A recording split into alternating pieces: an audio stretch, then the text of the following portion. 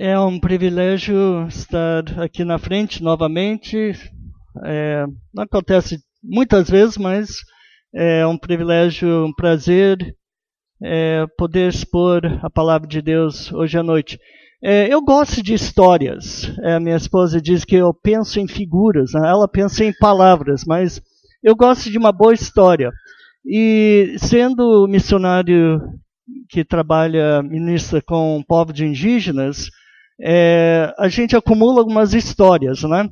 E eu lembro das vezes que tenho descido o rio Mapuera, da aldeia de Mapuera para a aldeia de Inajá, e eu vou com o povo, né, na canoa, pilotado por eles.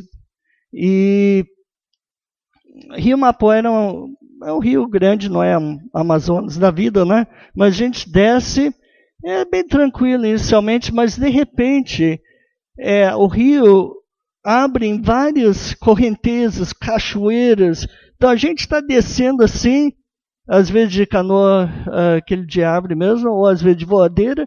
E uma vez foi pá, pá, pá, negócio pulando assim, tinha dois rapazes atrás, como falando, pai, faz de novo, né? E as árvores voando assim, as pedras, e eu pensando, poxa, graças a Deus são eles pilotando essa canoa, porque eu não ia sobreviver mesmo. E pensando, como que ele sabe qual correnteza, qual negócio para pegar? E daí eu penso, poxa, esse é o quintal deles. Eles conhecem, né? Eles sabem onde ficam as pedras, onde ficam os perigos. E hoje à noite eu quero começar por uma história. Pode abrir suas Bíblias aí para Marcos, capítulo 4, começando com o versículo 35. Então, é uma história sobre o quintal, vamos dizer, dos discípulos, de vários desses discípulos. Então, nesse capítulo, a gente vê Jesus ensinando o povo parábolas sobre o reino de Deus. Então, ensinando o povo sobre o reino de Deus usando várias parábolas. E daí, ao anoitecer, ele diz, vamos atravessar o mar, que seria o mar da Galileia, né? E eu imagino Jesus entrando no barco com seus discípulos, pensando, vários deles são pescadores e é o quintal deles, né? É uma coisa que eles conhecem. Então, começando aqui com o versículo 35, diz, naquele dia, ao anoitecer, disse ele aos discípulos, vamos atravessar para o outro lado. Deixando a multidão, eles o levou no barco e assim como estava, outros barcos também acompanhavam. Levantou-se um grande vendaval e as ondas se lançavam sobre o barco de forma que esse se enchia de água. E Jesus estava na popa dormindo com a cabeça no travesseiro. E os discípulos acordaram clamando, Mestre, não te importa que morremos? Vou parar aí por um instante. Imagina esse cenário aí. O negócio, a maior tempestade provavelmente tem visto, né? Eles são pescadores, eles conhecem o quintal deles, né? Conhecem aquele mar. E Jesus numa boa lá, deitado, dormindo. E os pescadores chegam para o carpinteiro e falam para ele, Senhor, não te importas que morremos? O que o carpinteiro vai fazer se os pescadores não sabem o que fazer? Vamos continuar aqui. Ele se levantou e repreendeu o vento e disse ao mar, aquieta-se, acalma-se, e o vento se aquietou e fez completa bonança. Então perguntaram os discípulos, seus discípulos, por que vocês estão com tanto medo? Ainda não têm fé? E eles estavam apavorados, perguntando uns aos outros, quem é este que até o vento e o mar lhes obedecem? Quem é esse homem que o mar, o vento obedece? Podemos dizer que inicialmente os discípulos estavam com muito medo da tempestade. Mas quando Jesus se levantou e falou, aquieta-se. Acho que ele nem falou muito alto. Fica calmo. Fez aquela bonança. De repente os discípulos estavam apavorados. Porque a pergunta era, quem é este que até o mar e o vento obedece? Quem é esse homem? Hoje à noite vou procurar responder essa pergunta. Quem é esse homem? Eu vou tentar fazer um panorama para poder tentar responder essa pergunta. Se você é um cristão aqui hoje, essa é uma pergunta muito importante para você. Se você é uma pessoa que está numa jornada para achar a verdade, a resposta dessa pergunta também é muito importante para você. Se você é um aqui que não quer nada a ver com esse homem, Jesus, a resposta dessa pergunta realmente é de suma importância para a sua vida. Mesmo se você acha que não é. Quem é esse homem? Então vamos começar com o nascimento de Jesus, para começar a ver a resposta dessa pergunta. Então, em Mateus, capítulo 1, começando com o versículo 18. Se quiserem acompanhar, então Mateus, capítulo 1, começando versículo 18 a 23. Então foi assim o nascimento de Jesus. Maria, sua mãe, estava prometida em casamento a José. Mas antes de se unirem, achou-se grávida pelo Espírito Santo.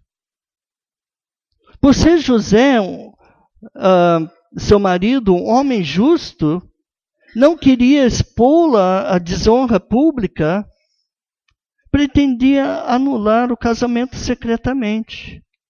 Mas depois de ter pensado nisso, apareceu-lhe um anjo do Senhor em um sonho e disse, José, filho de Davi, não tema receber Maria como a sua esposa, pois o que nela foi gerada procede do Espírito Santo. Ela dará um filho e você deverá dar-lhe o nome Jesus, porque ele salvará seu povo dos seus pecados. Tudo isso aconteceu para cumprir o que o Senhor dizera pelo profeta. A virgem ficará grávida e dará à luz a um filho. E eles chamarão Imanuel, que significa Deus conosco. Então esse anjo apareceu para José e claramente disse que esse menino que ia nascer, que foi concebido em Maria, foi concebido pelo Espírito Santo, e ele declarou claramente que ele é Deus, Imanuel, Deus conosco. Então, já do começo da história de Jesus, o anjo declara claramente que esse menino é bem diferente de qualquer outro ser humano. Porque seria o próprio Deus habitando no meio deles. Quem é esse homem? Esse homem é Deus, o invisível Deus, se tornando visível. Esse homem é o Deus chegando aqui na terra e habitando entre os homens. O Deus invisível se tornou invisível e habitou entre nós. Há somente um Deus, porém em 3 pessoas. Se alguém conseguir explicar essa, seria muito bom. Mas a nossa mente não tem a capacidade de entender essa. Mas Deus existe em 3 pessoas: o Deus Pai, Deus Filho e o Deus Espírito Santo. Deus mesmo é invisível. Mas lemos em Hebreus 1:3, lemos: o Filho é o resplendor da glória de Deus, a expressão exata do seu ser, sustentando todas as coisas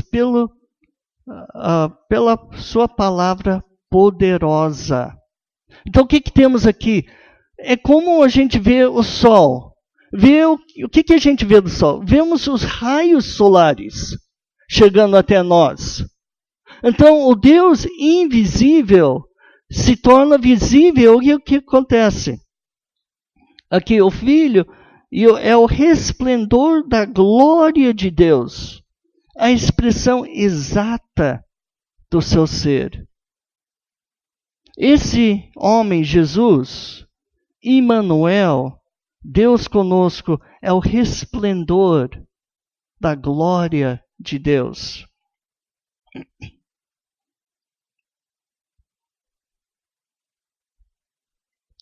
Em João 10:30, Jesus afirma: eu e o Pai somos um. Então ele está declarando que tem uma união, uma unidade com seu Pai. Então podemos afirmar que Jesus sempre existiu. Do infinito passado, como a gente sabe, ele é o Alfa e Ômega. Do infinito passado para o infinito futuro, Jesus, o Filho de Deus, sempre existiu com o Pai. Em João 1:1 diz: no princípio era a palavra, ele estava com Deus e era Deus. Então o Filho de Deus, a gente conhece como Jesus, sempre existiu com Deus. Mas uma pergunta curiosa: se ele sempre existiu com Deus, o que ele fez no céu? O que ele fez junto com Deus? Então eu gostaria de comparar algumas passagens em Gênesis 1 com João capítulo 1, alguns versículos aí. Então em Gênesis 1, o primeiro versículo diz: no princípio Deus criou o céu e a terra. O versículo 3 diz: disse Deus, haja luz, e houve luz. Simples, né? Depois Deus disse, no versículo 6, haja entre as águas um firmamento para separar águas de águas. No versículo 11 diz, então Deus disse, cubra-se a terra de vegetação, plantas derem semente e árvores cujos frutos produzem sementes de acordo com sua espécie. E foi assim. Versículo 20. Disse também Deus, enche-se as águas de seres vivos, e sobre a terra voem aves sob o firmamento do céu. E finalmente aqui no versículo 26, então Deus disse, façamos homem a nossa imagem, conforme a nossa semelhança. O que se repete aqui nessas passagens, nesses versículos? A palavra Deus disse. Deus disse e cumpriu-se. Não é? Então podemos dizer que Deus usou a sua palavra para criar todas as coisas. Deus usou a palavra, Deus disse e foi cumprido, foi criado. Agora vamos olhar aqui em João capítulo 1, versículo 1 e 3. Vai ser bem semelhante. Diz, no princípio era a palavra. E ele estava com Deus e era Deus. Todas as coisas foram feitas por intermédio dele, e sem ele nada que existe teria sido feito. Em Gênesis, a gente vê o que Deus usou para a sua criação. Usou a sua palavra. Deus disse. E aqui em João, o que nós vemos? Todas as coisas foram feitas por intermédio de quem? Da palavra de Deus. O NVI usa a palavra palavra. Na Almeida, eles escolheram a palavra verbo. E eu acho que isso é interessante. Meu pai gostava de apontar para isso. Porque o que é o verbo? Verbo é o que faz as coisas, não é? Ele pula, ele canta, ele corre. Aí você vê essas criancinhas por aí cheio de verbos, não é? Cheio de energia. Então, o verbo é a palavra criadora. O poder da criação. Então, Deus usou a sua palavra. E quem que é a palavra de Deus? O Filho de Deus. Então, o que o Filho de Deus estava fazendo no céu antes da criação? Ele estava junto com o Pai, planejando a criação, executando a criação. Porque a palavra de Deus é o Criador.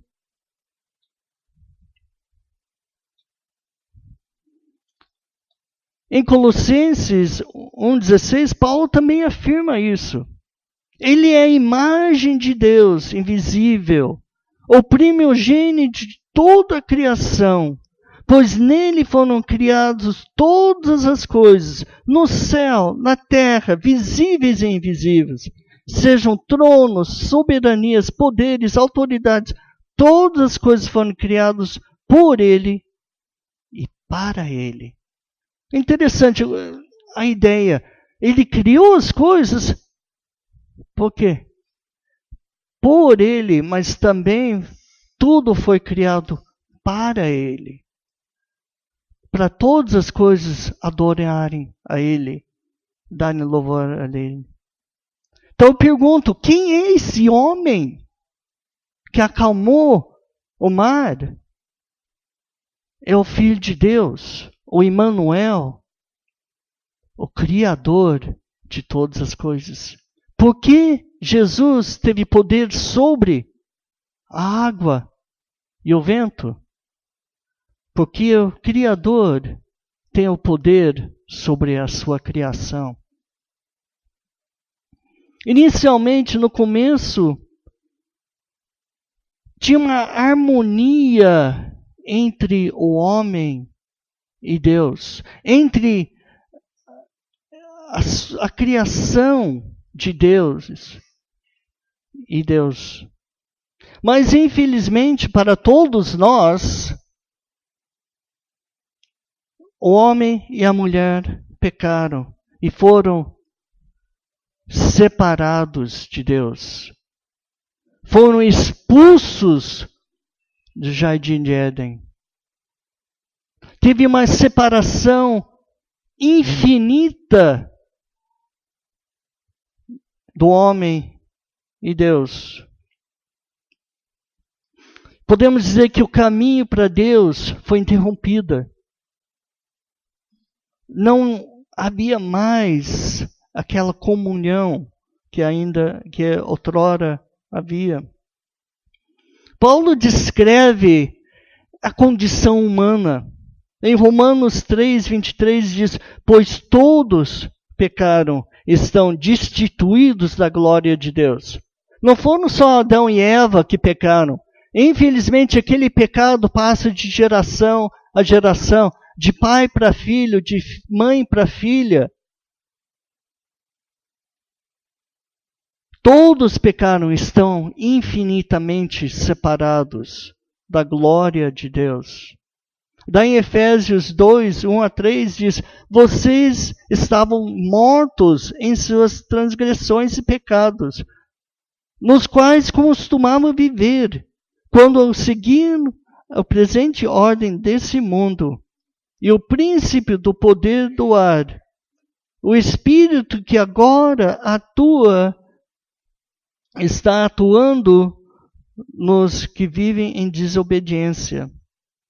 Anteriormente, todos nós vivíamos entre eles, satisfazendo a vontade de nossa carne, segundo nossos desejos e pensamentos. Como os outros, éramos, por natureza, merecedores da ira. Não somos merecedores da graça de Deus, somos merecedores da ira de Deus. Por quê? Pelo pecado que aconteceu no começo de tempo, que passou até nós, estamos separados de Deus. Talvez uma pessoa vai pensar assim, tá, eu vou tentar me reconciliar com Deus através de meu esforço, boas obras. Vou fazer coisas boas. Bom, que faça, né? Eu vou me esforçar para me reconciliar a Deus. O vão não deve ser tão grande entre eu e Deus. Outros podem pensar assim, eu vou pagar por meus próprios pecados. Não tem problema, eu pago por meus próprios pecados. Mas não funciona assim. Nem vou usar a palavra infelizmente, porque nem adianta. Não funciona assim, não acontece, não funciona mesmo.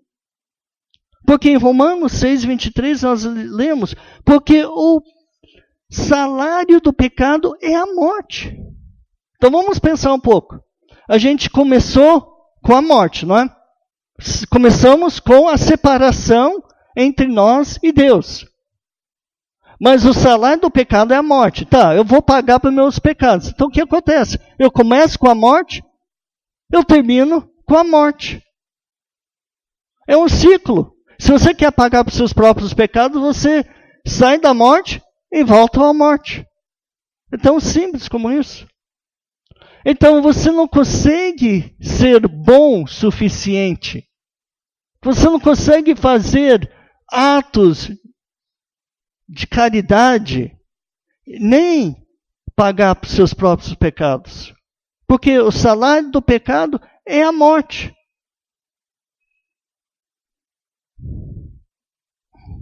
Então Deus teve que prover o meio de ter uma reconciliação entre o homem e a mulher e Deus próprio.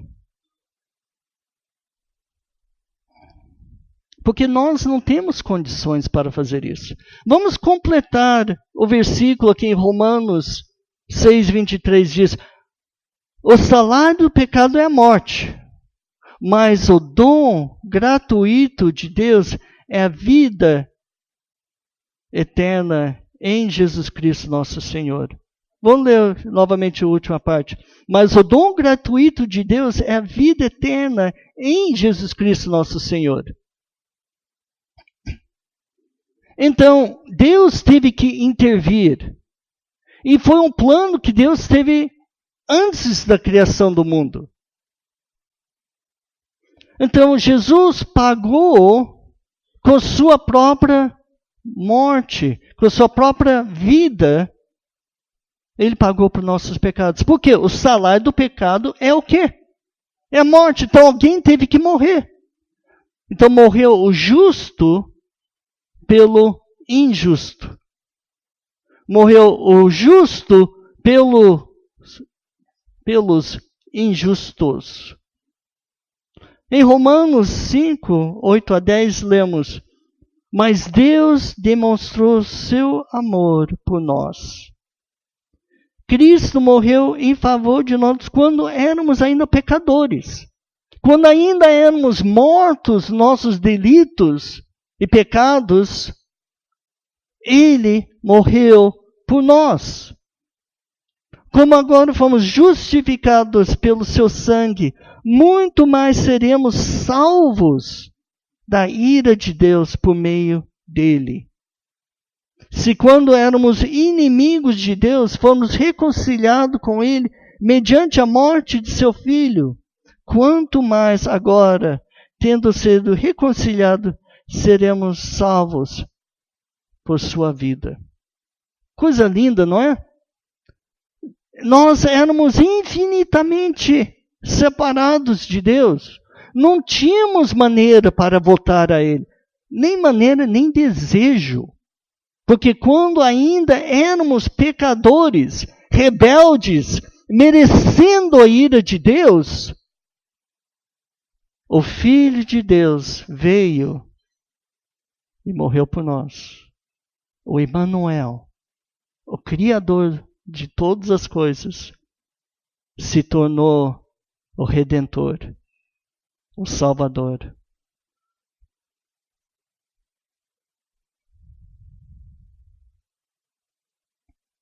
Então Jesus respondeu: Eu sou o caminho, a verdade e a vida. Ninguém vai ao Pai, vem ao Pai, senão por mim. Então eu pergunto, quem é esse homem? Quem é esse homem que aquietou as águas, o vento?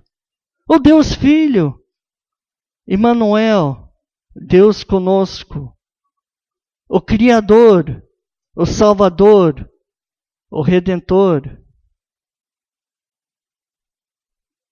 Aquela pessoa que morreu em nosso lugar. Então a pergunta é: como posso ser salvo? Eu estou entendendo que o Criador de tudo veio aqui para me salvar. E aí? Como que eu posso ser salvo? Foi justamente essa pergunta que aquele carcereiro fez a Paulo e Silas, lá na cidade de Filipos. Vocês lembram daquela história que injustamente Paulo e Silas foram levados, espancados e jogados no fundo de uma prisão lá em Filipos, né? Eles estavam fazendo o quê? Chorando? Não, eles estavam cantando, estavam louvando a Deus. Olha a alegria, né, que falamos hoje pela manhã, né? E de repente, aquele terremoto aconteceu, abriu todas as portas e o carcereiro ia se matar. Porque ele diz, olha, todo mundo fugiu. Mas Paulo falou, não, se mata, estamos todos aqui. Daí ele chegou trêmulo com aquela luz na mão, se ajoelhou, se prostrou e disse, senhores, o que devo fazer para ser salvo? O carcereiro pediu a luz e entrou correndo, trêmulo, prostrou-se diante deles. Então levou-os para fora e perguntou, senhores, que devo fazer para ser salvo? E eles responderam, crer no Senhor Jesus Cristo e será salvo você e sua casa. Eu sou muito curioso com isso aí. O que o carcereiro estava perguntando? Eu não sei se ele estava perguntando sobre vida eterna. Talvez a pergunta, o que eu devo fazer para não morrer nessa coisa toda? E a resposta foi talvez um pouco esquisita, um pouco estranho. Crer em quem? No Senhor Jesus Cristo será salvo, tu e a tua família. E com certeza Paulo e Silas tiveram que explicar mais, ou talvez ele tinha ouvido a história, o Evangelho. Mas o resultado que a família toda desse homem foi salvo. Eles colocaram sua fé nesse homem Jesus. Então a fé, ou a salvação vem por intermédio da fé. Fé no quê? Fé que esse homem Jesus, que não é somente homem, é o Emmanuel, o Criador, veio para pagar por nossos pecados. Fé nisto, fé em uma pessoa que podia fazer o que nós não podíamos fazer.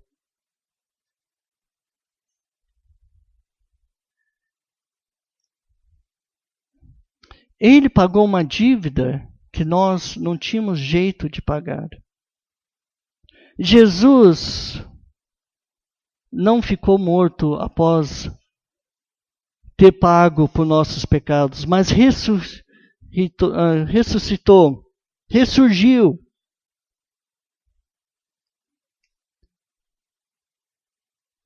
Em João 11, 25, 26,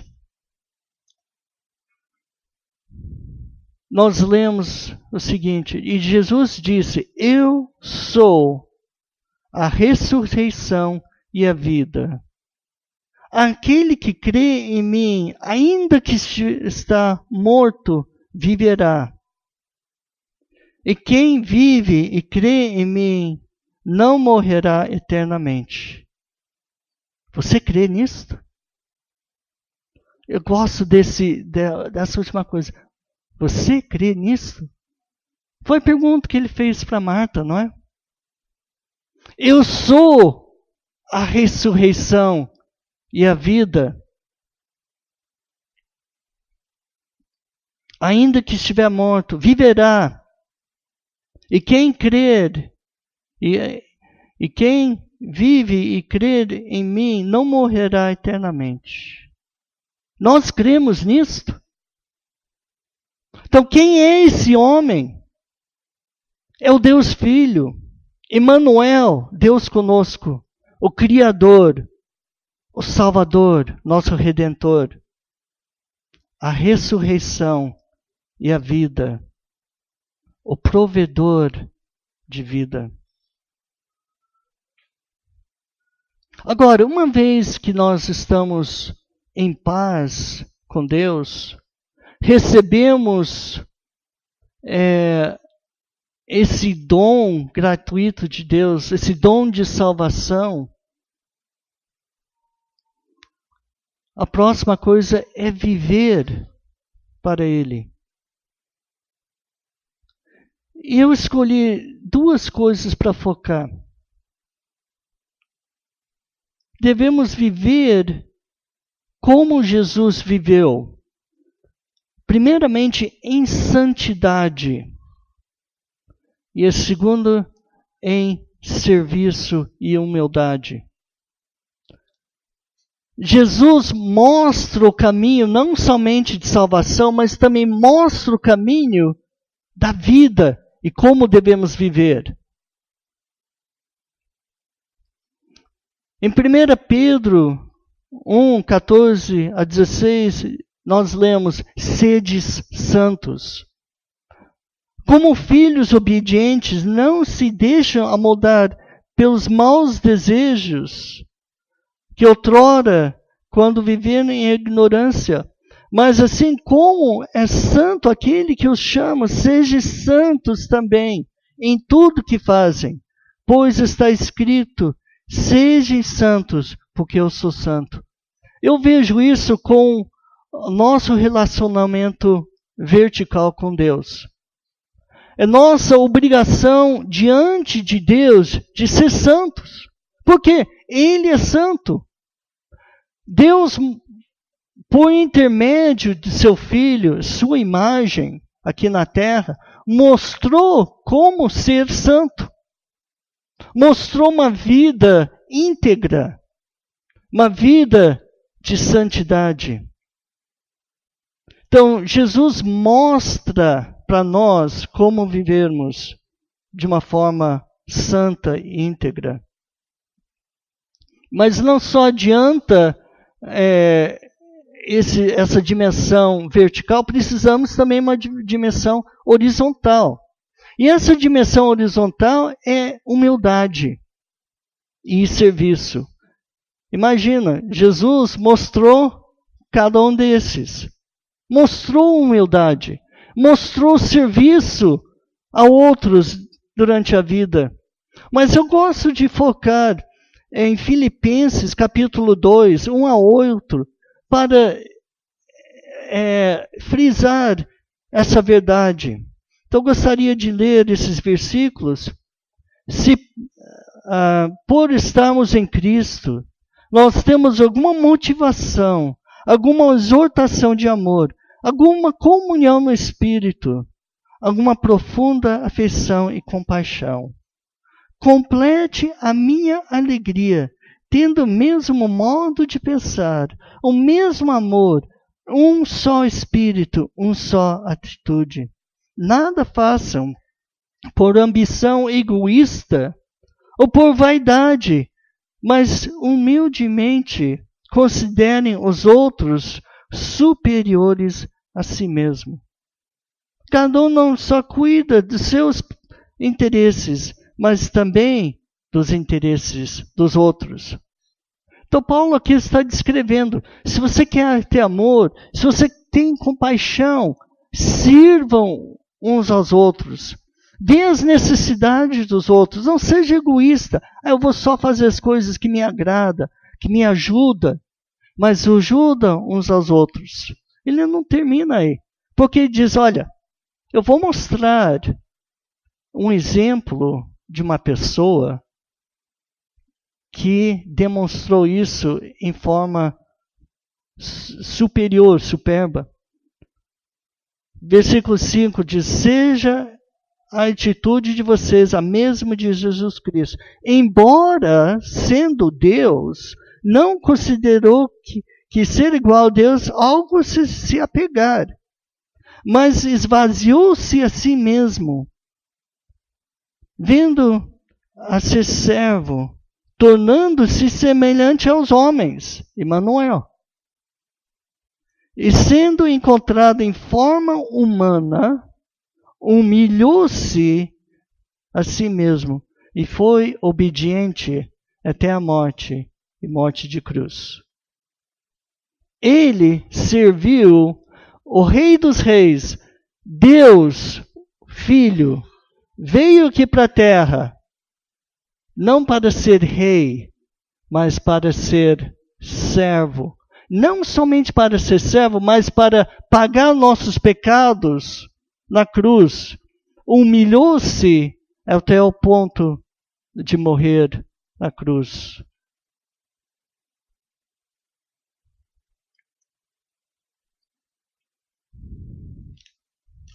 Então Jesus nos deu um exemplo de vida. Temos a santidade diante de Deus e a humildade e serviço para uns aos outros. Então eu pergunto, quem é esse homem? Ele é Deus Filho, Emmanuel, o Deus que se tornou visível, o Criador de todas as coisas, o Redentor, aquele que pagou por nossos pecados. Ele é a ressurreição e a vida. E esse homem é o exemplo para a nossa vida. É um exemplo de integridade, santidade, humildade e serviço. Agora, pergunto hoje, você conhece esse homem? Você já se rendeu a ele? O Deus vivo, a imagem, a única imagem do Deus verdadeiro. Você já se rendeu a Ele? Você reconhece que Ele pagou por seus pecados? Que você não tinha maneira nenhuma de pagar? e que Ele é o caminho que leva para Deus? Você conhece Jesus como o Emanuel, o Deus que se tornou visível e habitou entre nós? Você conhece Ele como o Criador de todas as coisas? Você conhece Ele como o Redentor da sua vida? Você conhece Ele como a ressurreição e a vida? Você conhece Ele como o padrão da sua vida? O padrão para mostrar como viver aqui na terra? Se você já conhece Jesus como seu único e suficiente Salvador,